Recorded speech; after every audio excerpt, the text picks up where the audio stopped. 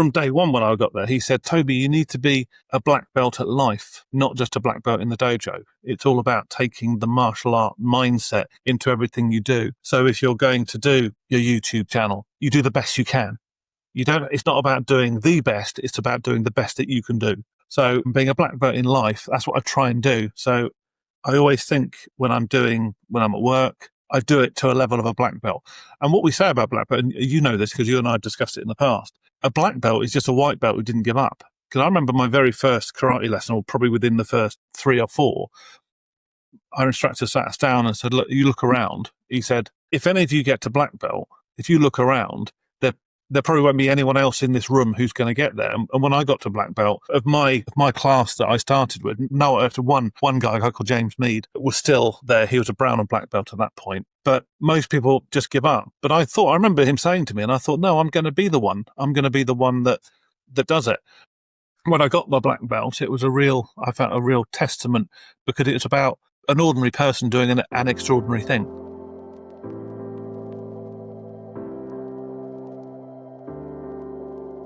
Today on The Flame, I'm joined by Toby Bovingdon, a seasoned account director with nearly 30 years of experience in omni-channel marketing across pharma, beauty, and global brand campaigns.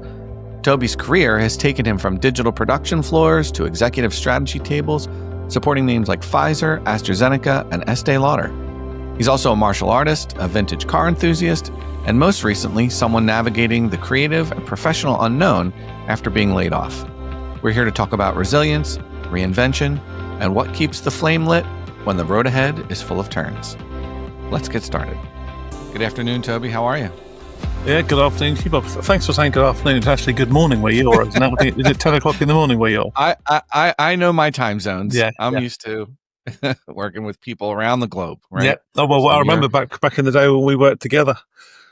You were 5 hours behind, and the California studio was 9 hours behind. I used to remember. That was always interesting, right? Yeah. And then the India studio is 12 hours ahead. Yeah. I mean, we were, follow the sun, as they like to say, right? Exactly. I remember the clients would give us work at the end of the day. It would go to the California studio, and it was ready for them the next morning. And they're like, this is amazing. Right. I was like, well, that's what happens when the studio is 9 hours behind. That's the way it's supposed to work, right? Yeah. Yeah. No, it's great to. I think you might be the first guest I've had on that is from my previous world, the pharma world, right? Exactly, where I feel like I can talk a little bit of shop with you. And so it's great to talk to you. Maybe, not under circumstances. I understand that you're also going through a layoff. Yeah. Is the theme of the show. I get it, but I'm sorry to hear that's happened to you after some time. And so would love to kind of dive in and talk about the struggles that you're having, talk about your experience, and also kind of talk about some of the good things that are going on, and how we can help each other or help people who are listening. So absolutely, I know for listeners, Toby and I go back about 4 or 5 years. We were colleagues together on the Pfizer account. Had a lot of fun working together on some of those projects. Toby, an account director there. So, Toby, why don't I stop putting words in your mouth and let you give the listeners an introduction on yourself? Sure. Well, my name is Toby. I am now out of work. Actually, today is the first day since I'm no longer employed by my previous company. I got laid off or made redundant, as we say here in England. Myself and I think 4 others got made redundant, effectively on the same day, which was a big surprise. But I've been, as Bob was saying, I've been in pharmaceuticals for probably maybe 10 of the last 15 years. I worked at AstraZeneca for 5 years. Actually, I worked for another agency, but I was on site at AstraZeneca working with the brand teams. Then I did the same for Bristol Myers Squibb, working for a company called Tag, actually, which is where Bob and I met. And then several years later, a chap who had stayed there contacted me out of the blue on LinkedIn and said, we've just landed the Pfizer account, Toby, right up your street. Pharmaceuticals, digital assets. We might go after the print as well, which might suit you because of my experience of 20 years in print before I got into digital. So that's how we met, and we went on to work together at Pfizer. And then after that account, we actually lost it to another global agency, the account. And so I moved into just straight communications, working for a print management and digital communications company. Did that for another 3 years as account director there, and then left there and went back to a medical healthcare agency, which is where I've been for the last couple of years, working as account director, working with a big international pharma accounts, doing a lot of colleague education, HCP education, so loads of webinars, apps, sales aids, details, anything that they might need, anything like HTML, emails, and little bit of print as well. But generally, it's been digital for me for the last few years. So yeah, today is it's the proverbial first day of the rest of my life as I try and find out what's going to be next for me. Right. When you rattle off all of the experience like that, and especially people like myself, yourself, and others that I've talked to that have this incredible amount of experience, versatility, that kind of thing. Even with all of that, going through a layoff can make you feel like you're not as good as you know that you are, or that you don't have that experience, right? It like puts that, it's a weird dynamic. And, in the creative world, we call it imposter syndrome, but it's not something that's unique to creatives. People that are, creative adjacent with, who are dealing with creatives all the time and having to work on briefs and things like that, like yourself, are going through that as well. So talk to me about this, and it's not the first time you've been laid off. We've all been laid off more than once in our lives. So we've had to deal with it, but it just feels different, right? And so how has this most recent one kind of affected the view of all this work that you've done and your feelings about yourself and dealing with imposter syndrome? Like, has that had any effect on the kind of work that you feel like you're pursuing? Well, I find it's a very good question, actually, Bob. But yeah, this time feels different. Previously, when I'd been made redundant, I was working for companies where I had cast iron contracts and they had to let me go with 13 weeks money, for example, which was great because then you think, well, actually, I can really take my time and look for something. Less so with my last place. I got just like the statutory minimum, effectively, of my contract. So I really need to try and land something quickly. So I'm aware that time is against me in this search. So since I was told about 6 weeks ago, I've been applying for everything that I can see. But again, not applying for every job I see, but things where I'm actually relevant to do. But going to your point, I have found, and I'm thinking, well, yes, I have done that, but have I done that in the way they want it? Or I look through the job requirements and there might be 15 or 16 bullet points and I've done 10 of them, and the other 3 or 4, I think, well, I haven't actually done that. Is it worth me even applying? Especially if you look on LinkedIn where it says 7 million people have applied since yesterday. You think, well, I haven't actually got, a third of the things they're asking for. So I have had a bit of that, and I'm thinking, is it worth doing it? And again, because I'm aware of the time of it, I'm also aware of, I don't want to apply for everything through every agency all the time, because if you saturate every agency with your CV, it's almost like, why bother applying for anything if you're applying for everything? Do you see what I'm saying? You're applying for everything, but you're clearly going for everything because you really want to get a job, as opposed to perhaps applying for things that are going to be more suitable for you. So, yeah, it's been quite tough the last few weeks, especially, getting the automated rejections like within 24 hours. I mean, I know a lot of the recruiters say we don't use AI bots, but the experience I've mentioned, I've applied for several account director roles in healthcare and medcoms, and it comes back with, we have other people stronger than you. You're not suitable. You think, actually, I am. Have you actually read my CV? I mean, the best one I had was someone contacted me about a role at doing the same job before at Pfizer. They said, the Pfizer account needs a new account director. Would you be interested? And I said, of course. Spoke to the agency, and she emailed me a couple of days later and said, we had candidates with stronger candidates. And I said, but you can't have done, because I've done the job there. I've still got the pass to get into the building. I know the colleagues, I know the products, I know everything about it. I even know how their systems work. And yet somehow they found out someone who is more experienced than me, even though I was doing the job in 2022. And when I queried that with her, she said, they wanted someone with more print experience. Now, I shared that on LinkedIn with my print network, and they all had a good laugh at it. And everyone was like, well, did they read your CV, Toby? I had 20 years in print before everything started going to digital. So I think it's very hard out there at the moment. And even if you've got all the experience in the world, it's extremely difficult to be heard over the noise of the other thousands of people that seem to apply for every role. Right. I sometimes think that, you're not the right candidate, or you don't have the right experience. That's not necessarily enough experience, right? You clearly have enough experience.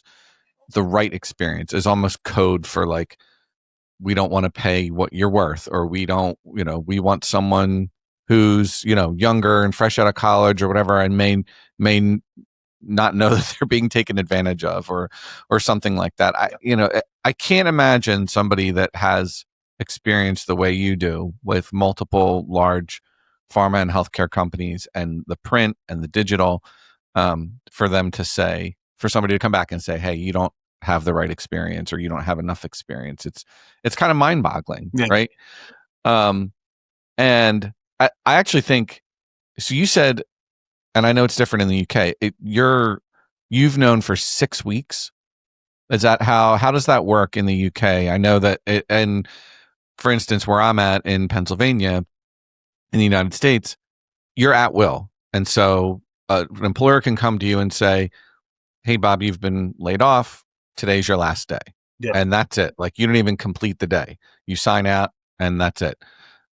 Whereas you've had 6 weeks notice. I guess that's something in the labor laws there that allows that. Yeah, it was my that in my contract. It had I had a 6 week notice period, so they had they told me on whatever day it was.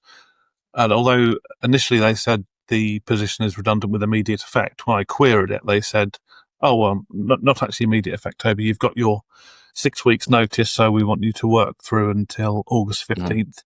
Or actually August the 18th, as it turned out. And then due to laws in the UK about how you have to pay, you have to give your employee something. If they've been there for more than 2 years, they get given like a nominal amount for every year that they have completed service. You get a set amount of money, which is what I'll get at the end of the month when they pay me my normal salary plus the two extra weeks money effectively I get for the 2 years service I had with them. But previously, I'd said to you before, when we were together on our shared account back in the day, when they made me redundant, then I got 12 weeks money, because that was in my contract. I had to give them 3 months notice if I wanted to leave, and if they wanted me to leave, they had to give me the same. So which is great. I thank the unions in the 19th and 20th century that really held the bosses to account to give the workers some rights in the UK. Right. Now, are you using primarily LinkedIn, or are there other resources you've been going through? LinkedIn and my network of and the network account, a network of people that I've dealt with. I've had a couple of job opportunities come my way through people I've worked with in the past. I've got one that I'm going through at the moment, which is great. A couple of old pals of mine, we used to work together at a print group back in the day. They're now somewhere else, and they've recommended me for a role there, which is really good. So I've had one meeting there, and I've got another one coming up, hopefully in about a week's time, which is good. I was contacted by a pal of mine when I was on the AZ account, AstraZeneca account. One of my guys who used to run the studio that we used to deal with, he contacted me and said, "Oh, we've got some more roles that might suit you, Toby." So I've been speaking to his HR department last week. Again, waiting to hear back on some potentials there. But yeah, I did see something interesting on LinkedIn just yesterday. It was a picture of a gravestone. It was just an AI image of a gravestone with people standing around it, and it said LinkedIn RIP. And there's quite a long article about it saying, has LinkedIn changed? Where it used to be more about getting a job, talking about what you were doing in your industry, sharing innovations, but now it seems to be a lot more, not quite holiday snaps, but there's a lot of the algorithm seems to have a lot of photographs in there of people, what they're doing, and it's less about networking and more almost becoming another lifestyle social media platform. It's back to being, it's creeping into that Facebook territory where it's, the popularity kind of stuff, and the algorithm has really shifted to push video or photos. I have a friend of mine who used to be a client of mine early on in my days at Pfizer. She's out of the US now, living, working in Germany, and it posts very regularly. She's a great, person to follow. She puts a lot of long, insightful posts out there, and she's just been getting buried by the algorithm to the point where she's having to repost things that she's done and just attach a photo to it so that the algorithm will pick it up. Yeah. And so that, I see that happening sometimes, and it's like where there's no visibility, there's no control over, is somebody seeing my post? Is somebody seeing my request for help? My updates, my, thought leadership posts, anything. Or then you'll put up some random post with a picture and it'll get picked up. And I don't know if that translates into, if it's doing that for the feed that you're looking at daily, God knows what it's doing for the resumes that you send out, right? Yeah, you mentioned that you're having to send out blanket, you're like kind of blanket coverage on your job search, right? And to me, it's, who cares? Send it out. Let the employer decide if you're right for them or not. I don't think it's a bad thing for you to cover the entire market because you're doing what you need to do for your family, right? And I think that's the frustrating part, the most frustrating part. Everybody feels like it's like, do you have to go super, super targeted and really go after the recruiters and go after the HR managers directly and try to bug them to get a job? Or do you just do full coverage and try to throw it out there? And it's like, what's more defeating in that effort where you're sending everything out and not hearing back, or targeting people and not hearing back? It's probably a multifaceted approach that you're going to have to take, but it sounds like you've got some, a little bit of leeway with some of your connections here. That it sounds like you may have a good lead on some of these things. Well, I hope so. I think to your point about contacting agencies, what I've, like a lot of people on LinkedIn, I saw something and said, you click on apply now and you go into the abyss. So what I've been doing more recently is I've been trying to get hold of the agencies. I also ring the agency's phone number, I'll find the website and I'll contact them directly. And then if I can have a conversation with a recruiter, then they know me a little bit, as opposed to just seeing a random CV come in with my name at the top. It's more, I've spoken to them about what I can do. I've spoken to them about what I'm looking for. So when my CV comes in, hopefully they'll just go, oh yeah, I spoke to him, and put him in the, put him in the short list, as opposed to, I don't know how they do it, but if they're, I'm sure their job is very hard, but if you apply for one, so you advertise one job and you get 1,000 people apply for it, how on earth are you expected to sift through and find everything, find the right person? I always think that when I see, when it says how many people have applied, and it says, 87 people have applied and it's been up for 4 or 5 minutes. You think, right? They've got 87 CVs in the first 10 minutes. What's going to happen? I've heard a lot of stories about that. About you look at it and it's been there for 10 minutes and 100 people have applied, and you're like, why am I going to even bother applying? Or if it's a repost, and is it because it's a repost, it's picking up all of the applications that it has had in a previous, month, and showing that to you. Like, there's no transparency on that. So I can understand how it can be discouraging to job hunters. The reposts are the worst one, actually. Sorry, Bob. I was just saying that the reposts are really the worst ones, because I've seen ones where Right. I've applied for it and then it comes back on 2 weeks later, reposted 10 minutes ago, and you think, well, I got an email back saying I wasn't suitable for it, and 2 weeks later it's being Right. reposted because, well, they didn't have anyone suitable for it. Surely someone needs to look through the CVs and find some, because I can't believe people who aren't qualified would be applying for it. It just seems bizarre to me. I've seen posts for the same companies in the same areas over and over. It seems like there's a 3-month cycle, and then the job pops up again, and you're like, oh, I've seen that one before. I've applied to it. It's like, do I try to apply to it again, or do they have my information? I don't trust when companies say that they're going to hang on to your info if something pops up, because that's not how that works. You just really have to basically in the history of the world, has it? Has anyone in the history of the world ever said, you applied 2 years ago, we've come across your CV? I just don't believe that ever happens, ever. I don't think it's ever happened.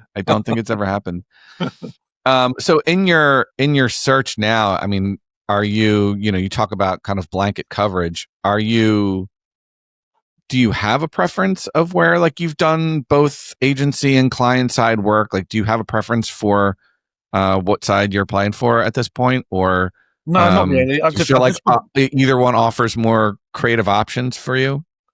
I think if it was working for one of the big farmers, and I have applied to 2 of them so far, both of whom were clients of mine at my last place, and I was encouraged by colleagues, clients who are colleagues, people that are dealing with from these companies, to apply for the roles, which I have done. One I knew I wouldn't get because it was a lot higher. It was like a business unit executive, and I thought, well, I won't get that. That's sort of things that our bosses would go for.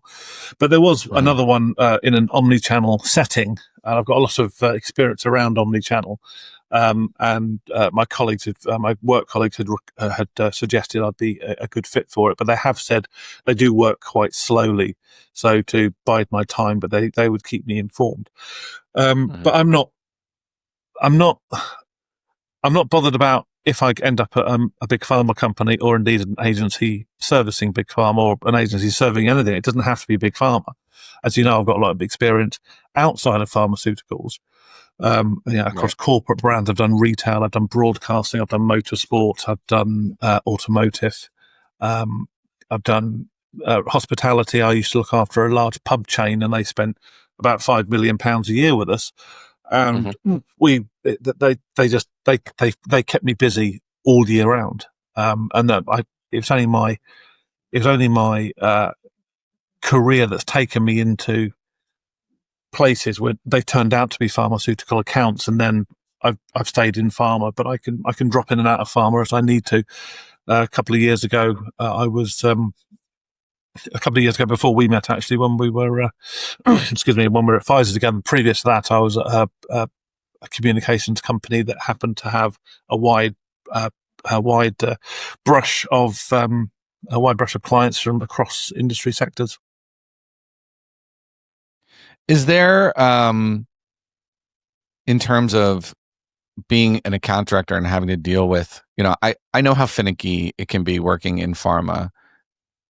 Do those things that pop up in terms of client communication, is that a universal thing? Do you feel like, with your experience working in and out of pharma? For me, my experience has mainly been with pharma clients for the past 15 years. Yeah. But give me a little insight from the account side. What, are our clients, is everybody pretty much the same, or, are pharma clients really the most finicky to deal with? I don't think they're the most finicky to deal with. Obviously, pharmaceutical is heavily regulated.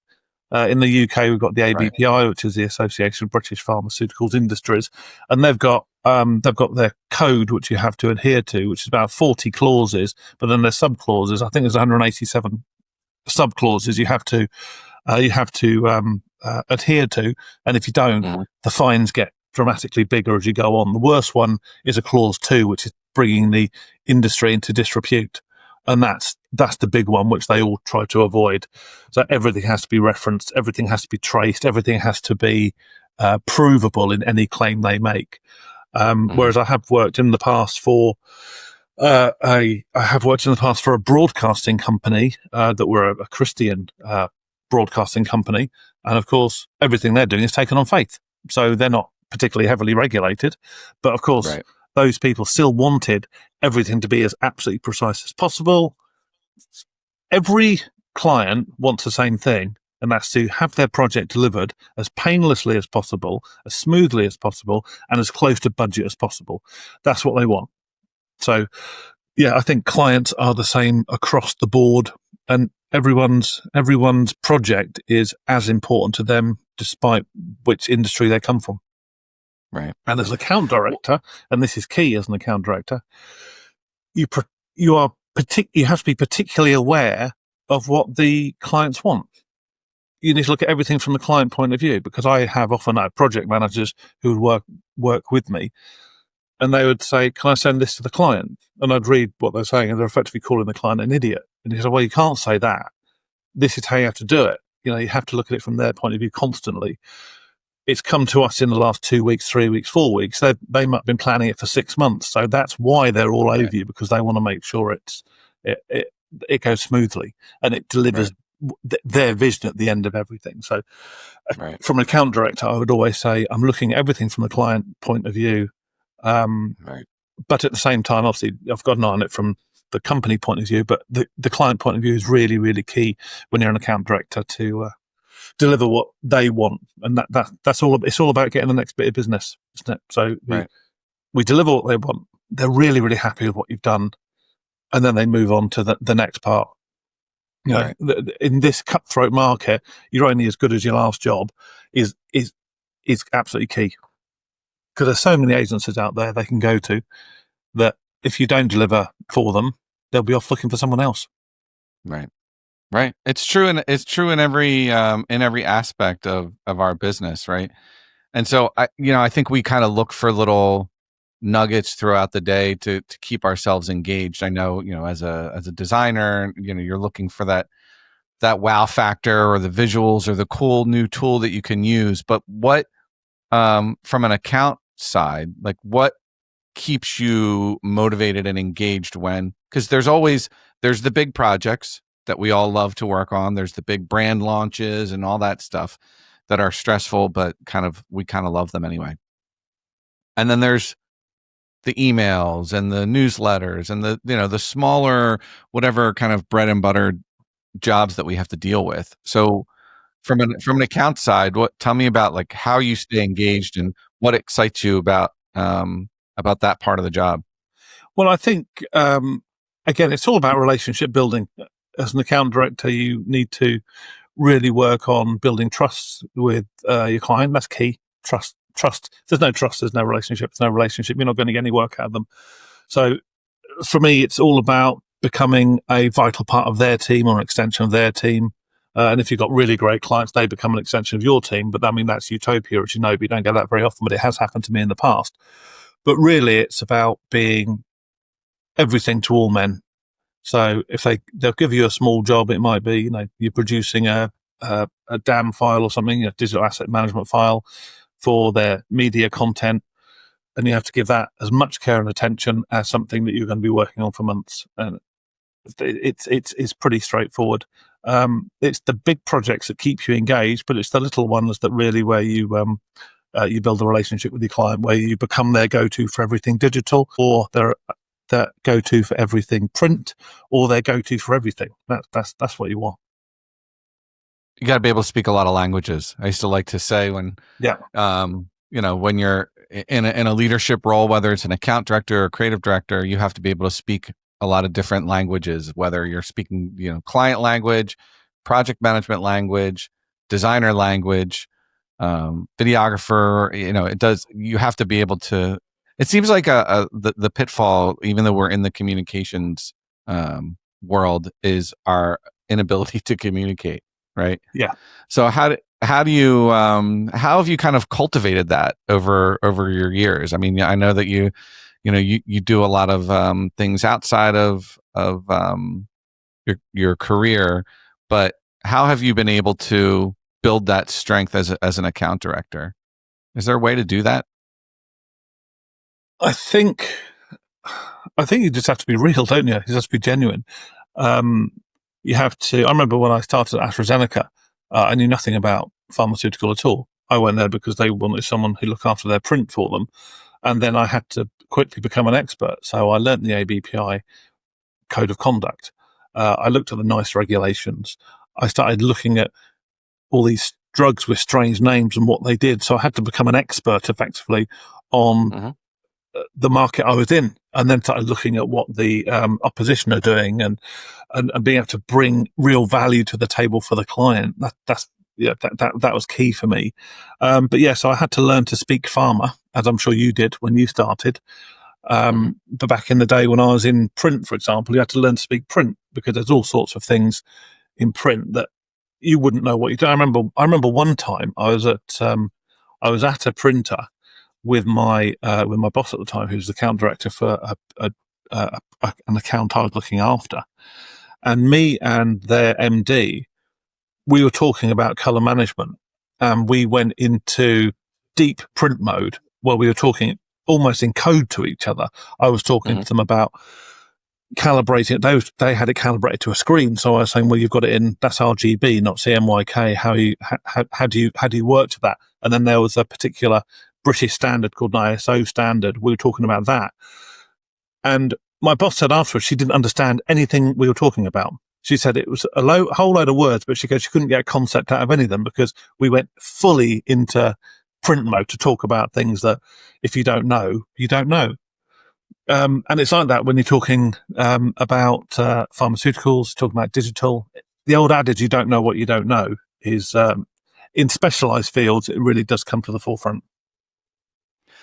And how do you see that communication, the ability to just be able to speak those languages? I mean, we've talked a lot about so far being able to speak to the clients, but talk to me about the importance of the connection between the account director and the creative team. Well, the way it works with your internal teams is first you have to give them lots of respect. When I work with creatives, I would never dream of telling you your job. And I was going to ask you actually, now we're in the age of AI, as a designer, how do you feel about it? Because where I've worked before, the designers are literally looking over their shoulder now thinking, well, an AI can come up with a concept or 3 or 4 or 10 in an hour or less than that, in 30 seconds. How am I supposed to compete with that? So I wonder, from your point of view as a designer, how do you feel about, do you think the AI revolution is going to be a bit like the desktop publishing was, back in the 90s and the early noughties, where everyone was suddenly a publisher and everyone could do everything on their Mac, and designers were suddenly thinking, oh, is this the end for us? But of course, that died down and design came back into being a proper vocation again. But how do you think it's going to go with AI, Bob? I think AI, like anything, is a tool, right? Just because you can use Photoshop does not make you a photographer or a designer.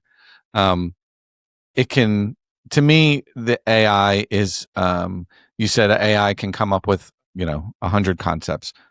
AI can come up with executions, but the concept still has to come from the creative individual, the person that knows and understands and can prompt it. If anything, AI is turning people into creative directors, because essentially what you're providing the AI tool, whatever you use, is a brief, right? You have to be able to communicate. You have to be able to explain. I can't sit here and tell you with a straight face that I can give Midjourney a prompt to get a shot of a model or a product shot or a cinematic still better than a movie director or somebody who knows the lingo, somebody who can speak to it intelligently. They're going to get a better result than I am.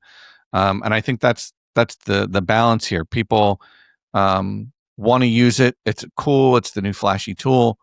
But sooner or later, it's just going to become another tool in the arsenal where it's not going to replace somebody that has that creative thought because it's only doing what you're telling it to do. It's not, you don't go into Midjourney and say, make me a movie, make me a pharma campaign. Sure. Like, that's not right. You have to feed it the information. You have to know and train and all that stuff. So to me, it's just, people love to resist change. I love it. I love all the tools. I love seeing all of the cool conceptual uses for it, like the IKEA ad that they concepted where a whole room pops out of a box, and nothing is an actual IKEA product, but it looks like it could be. Yeah. And so it's used for maybe early stage concepting. So to me, it's like, I'm not one of those people that rejects it because I use it every day and it's cool.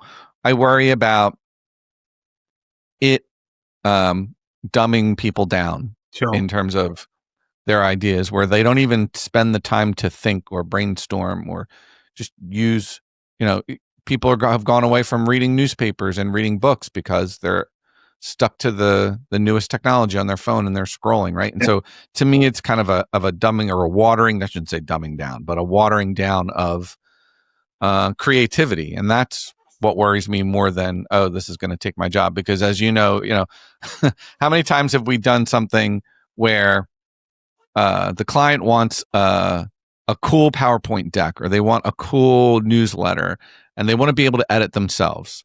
And then you give that to them, and they try it one time, and they're like, nah, I don't really want to edit it anymore. I'm going to come back and I'm going to pay you I remember. We edit it had for one me. of those, if I remember, Bob. I just want to give you my content, and you do the work, right? That's it. That's kind of where it is right now. Now, that doesn't mean it's not going to change in the future and in some cool new ways. And so hopefully, I don't know how it's assisting you. I'm sure it can assist somebody in an account role with the vast amounts of data and being able to summarize meetings and that kind of stuff. Yeah. But there's a lot of, what's the word? Did you ever watch Westworld? Yep. Remember when Anthony Hopkins is talking about how he's setting up the androids, and they have these little reveries where they kind of start to make up stuff, or they have memories. It's kind of like that right now, where you still have to double check to make sure that they're not creating references out of nowhere. Yeah. If you're researching an article or something like that, it'll find what you want it to. It may be old, it may be outdated, it may be making it up. So you still have to stay engaged and connected with whatever you're using. Yeah, I remember I spoke to a friend of mine who works at a compliance agency. I spoke to him about 3 weeks ago because he was talking about a pharma company said to them they're going to get all of their references checked by AI. And he said he almost fell out of his chair. And he said, no, he said, you fundamentally cannot do that. You're setting yourself up for so much in such a heavily regulated industry. It cannot be left to a computer to check it all for you. So, because I asked him about it, I said, how will that go for you? Because he employs a lot of people in one of the biggest compliance agencies in the country. And he said, the industry will wake up and say, no, it has to be checked by a medic. It can't be checked by an AI bot. So, I hear you on that. So, so I do think I wouldn't say it's a passing fad, but you're saying it'll have the boom and then it'll find its place in the tools of what you're doing as a designer, effectively.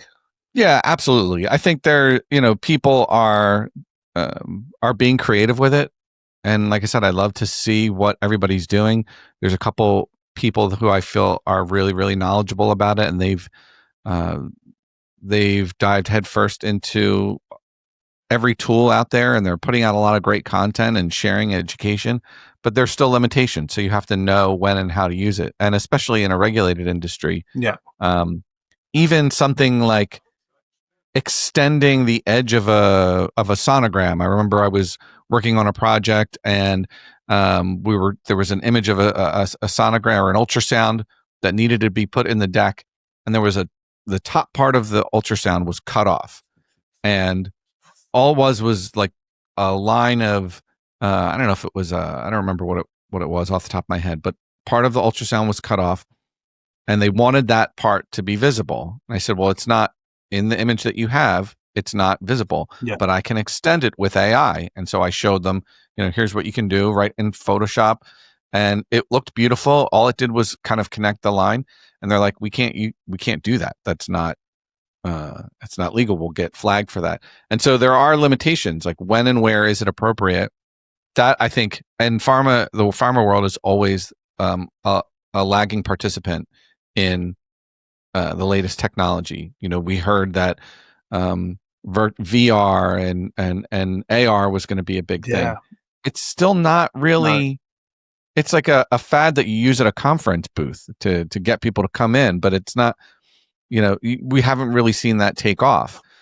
Even things like using digital's a little bit more now, but they were always kind of the last to get in on a lot of the fads, whether it was switching things over to iPads or digital presence, and now social media, like pharma, and now they're trying to change the laws again in the US and what you can and can't say when in your direct to consumer campaigns. Mm-hmm. So I still think, at least in the pharma world, it's going to be lagging a little bit behind what everybody else can do. And you're not selling cars or soda or things like of that nature. So I think us creatives and account directors in that healthcare life sciences space need to be very, very educated about it and be very aware of it, but then also be ready to not be able to actually use it for a while. Yeah, because I remember like gamification, which is obviously quite a buzzword these days around colleague and HCP education.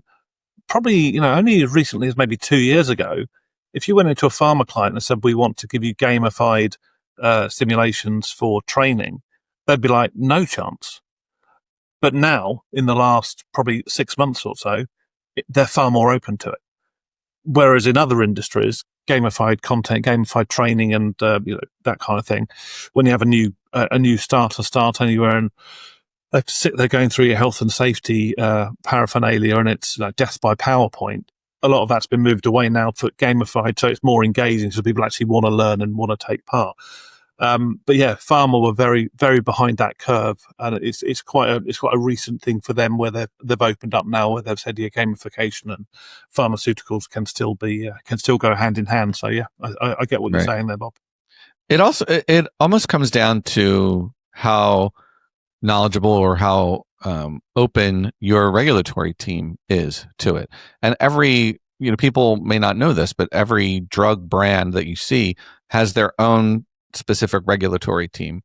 It could be based on a sector like vaccines or oncology or I&I, or it could be a specific drug brand has their own team of regulatory that knows the brand inside and out and are pushing back on the marketers as to, hey, you can't say this, whether it's a simple word of this drug can do something versus this drug may do something. Of course, yeah.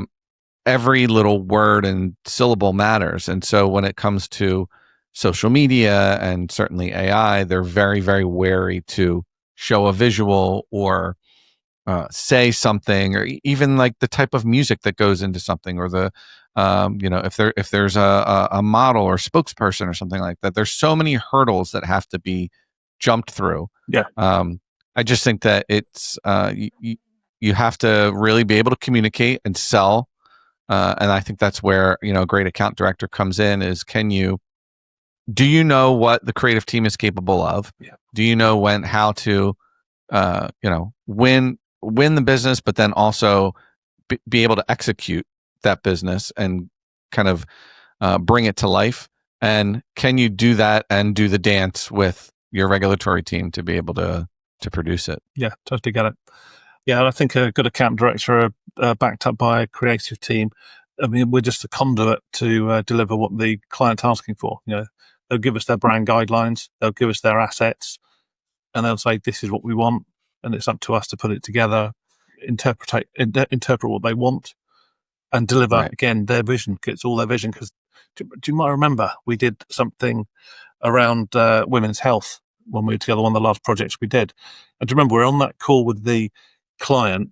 His name was Andrew, if I remember. And Andrew said to us, he said, that is exactly what I envisioned in my head. And you and me like gave each other virtual high fives. And I was so satisfying. The client said, this is what we want. And on the very first proof, he said, that's what I had in my head. And you think, boom. That's when it all comes together. Yeah. And it's great when you can get that kind of validation, and you hope that when that great idea is taken to the powers that be and the stakeholders, the regulatory teams, that they're not punching a lot of holes in it. So there's been plenty of great ideas that have been left on the cutting room floor, right? Yeah. It's nice when we get one over the line, though, isn't it? It is great when you can get one over the line.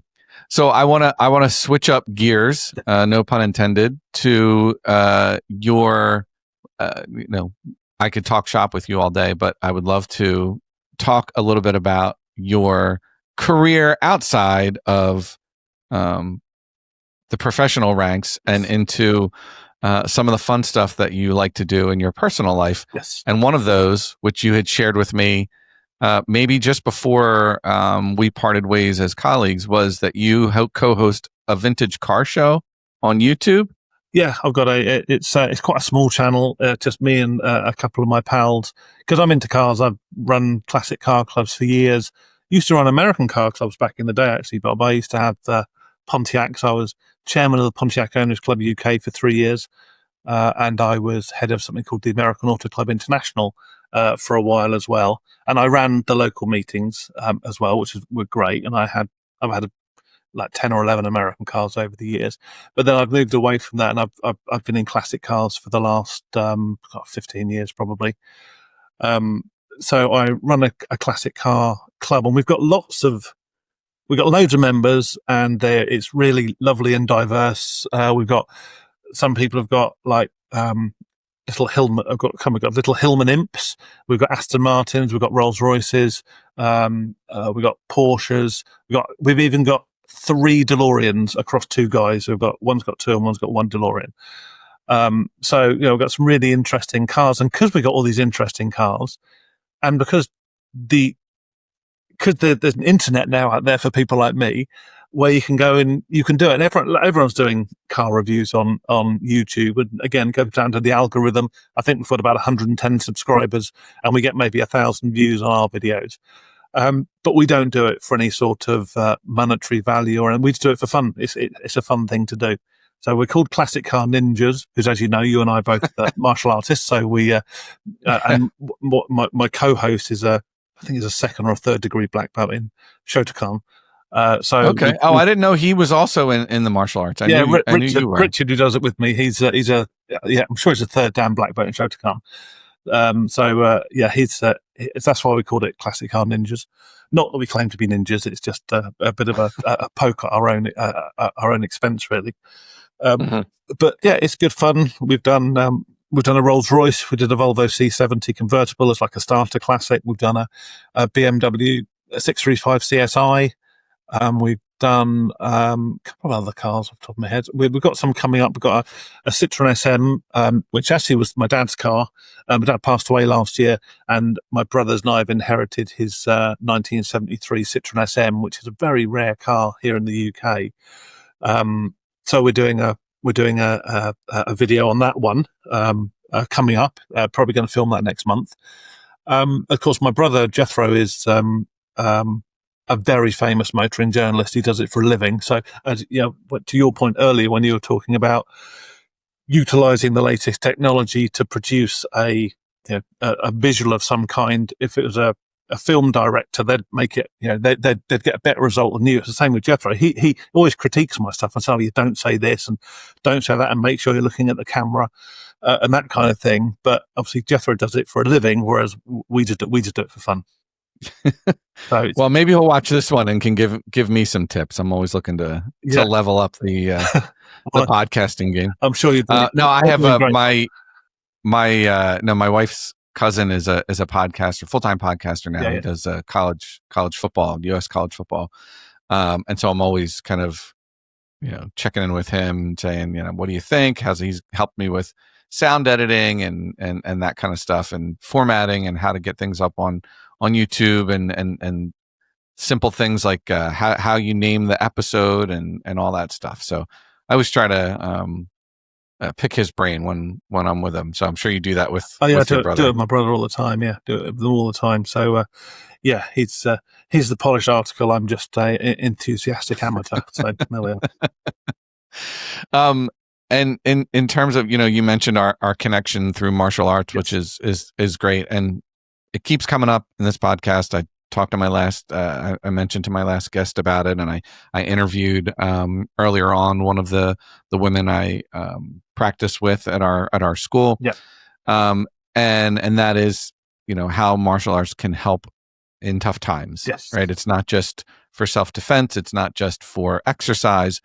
But you're a multi-degree black belt in karate. And so how, which you're at a higher level than I am at this point in my training. So I always like to know how something like that, the discipline that it takes to do something like that, to achieve something like that, like, do you bring that into your career in any way as a professional? And certainly now that you're in a state of being laid off and searching, like, how has that resilience or mindset that you've gained through your training helped you during tough transitions? And is that something that people that maybe aren't martial artists can lean into? Yeah, absolutely. I mean, we say, I taught, I used to teach 6 children's classes a week as well, and normally 3 adult classes a week.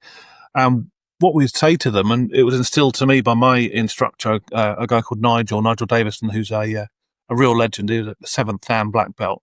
And he said, from day one when I got there, he said, Toby, you need to be a black belt at life, not just a black belt in the dojo. It's all about taking the martial art mindset into everything you do.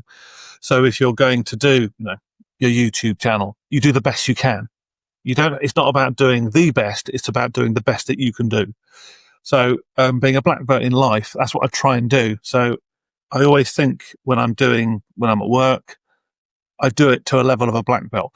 And what we say about black belt, and you know this because you and I have discussed it in the past, a black belt is just a white belt who didn't give up. Because I remember my very first karate lesson, or probably within the first 3 or 4, our instructor sat us down and said, look, you look around. He said, and there was probably 20 of us in the room, and he said, if any of you get to black belt, if you look around, there probably won't be anyone else in this room who's going to get there. And when I got to black belt, of my class that I started with, one guy, a guy called James Mead, was still there. He was a brown and black belt at that point. But most people just give up. But I remember him saying to me, and I thought, no, I'm going to be the one. I'm going to be the one that does it. And through all the setbacks, and I had injuries. I had long period of time between gradings. I was a brown belt for about 6 years, I think.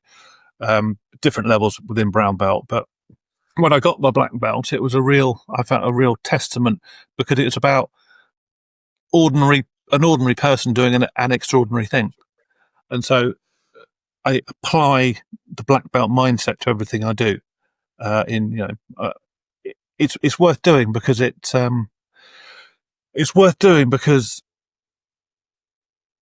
to be a black belt at life, it's going above and beyond everything you do. That's the best way I can describe it. It's difficult to describe. I mean, you're a martial artist, you probably know what I mean, but it's trying to attain the next level at all times. So that's what I try to bring to my job search now. Right. It's so cool. I almost got chills when I heard you say, and because I've heard it's something that's said almost every class. You hear it in the kids class, but that is that a black belt is a white belt that came in and never gave up. And so you don't. I see your pup there. Sorry, my dog just jumped from the table. That's okay. He's welcome on the show.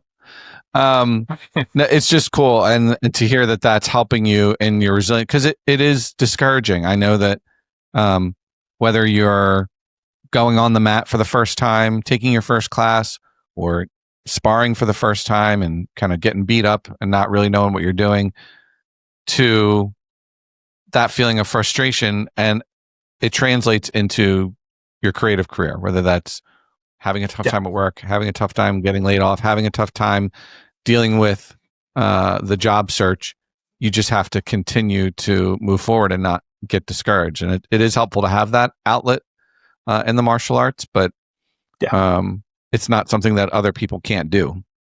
Exactly. Anyone can apply the mindset of, because there's a lot of disappointment, as I was talking at the start, where all the rejections you get and things like that. A friend of mine said to me, who not actually a martial artist, but a pal of mine, a former colleague of mine, he said to me, it doesn't matter if you apply for 50 roles, Toby. He said, you only need one. And he said, and the right one will say, yeah, you're the guy you need. And I was really pleased to hear it. And then I was out walking the dogs the other day, and bumped into some of my friends also walking their dogs. And a chap called Paul said to me, how's it going, Toby? And I said, yeah, still not got it. And he said, remember, Toby, the role you want is out there. So it's out there now. It exists at the moment. The role that you're going to get is out there somewhere. There's a company somewhere who's thinking, we really need a guy to do this, or we need a girl to do this.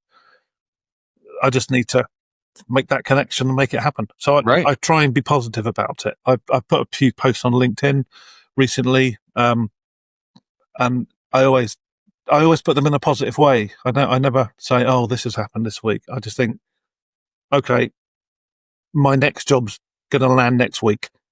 That's the mindset I try and adopt, because as you know, it's easy to slip into, when's it ever going to happen?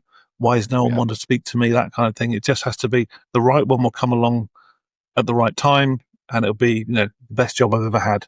That's what I'm thinking anyway. Right, and that's you got to stay positive. And so when you're thinking about visualizing that and the next chapter in your career, do you have a sense for what like the ideal work looks like for you now? And has anything changed for you over the course of maybe the last 6 weeks of what is going to be fulfilling for you in a career? Have you had because I know when I got laid off, it was like, oh, wow, I've come up for air. And now it's like, is this what I want to be doing? What am I good at? What do I want in the future? Yeah. Has that happened for you? Well, I don't know. My mum asked me a similar question to that the other day, Bob, because many, many years ago, my dad was working in a particular industry, and he got laid off.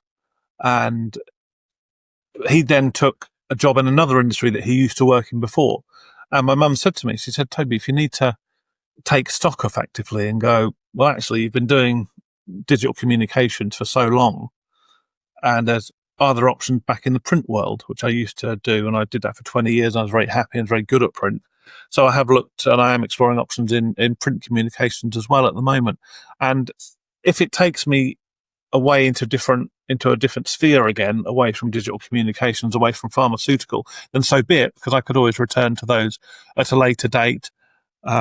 So yeah, I have in the last few weeks, as my work life was getting quieter and quieter, and I was having less and less to do, I was actually taking stock, thinking, well, where do you want to go next? What do you want to do?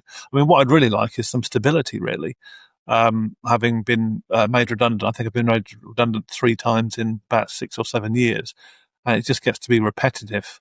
So I'd really like somewhere where there's a bit of stability, and what I do and I do well is appreciated by a nice company, and I can stay there for as long as they'll have me.